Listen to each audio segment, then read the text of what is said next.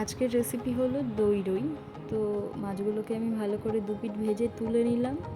এবার ওই তেলের মধ্যে দিয়ে দেব গোটা জিরে, গোটা গরম মশলা, যেমন দারচিনি, এলাইচি, লবঙ্গ। আর আমি দারচিনিটা একটু ভেঙে দিই আর এলাইচিটাকে একটু মুখ ফাটিয়ে দিই, তাতে করে গন্ধটা খুব ভালো হয়।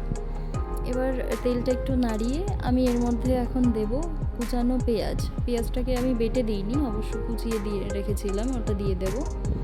তারপর পেঁয়াজটা ভাজা হতে হতে ওর মধ্যে একটু রসুন, আদা, লঙ্কা, কাঁচা লঙ্কা বেটে ওটা রেখেছিলাম, ওই পেস্টটা দিয়ে দিলাম। তার মধ্যে একটু হলুদ, লবণ, কেউ চাইলে এখানে 2-4টে চিনি দিতে পারে, দানা আর কি। আর তারপর স্পাইসি বা কালারের জন্য একটু লঙ্কার গুঁড়ো দিয়ে দিলাম।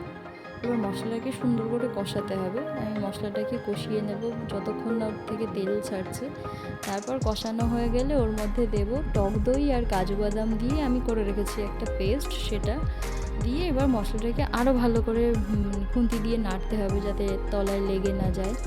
তারপর কষানো হয়ে গেলে এর মধ্যে অল্প অল্প করে একটু জল দেব, যে যেমন ঝোল পছন্দ করে সে সেরকম জল দেবে।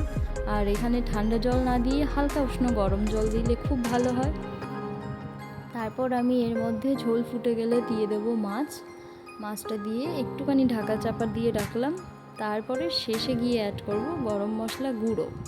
আমি গরম মশলা গুঁড়োটা এভাবে দিই, তাতে করে মশলাটা খুব তাড়াতাড়ি মিশেও যায়, ফ্লেভারটা খুব সুন্দর হয়। আর তারপর ঢেকে রাখতে হবে 4-5 মিনিট।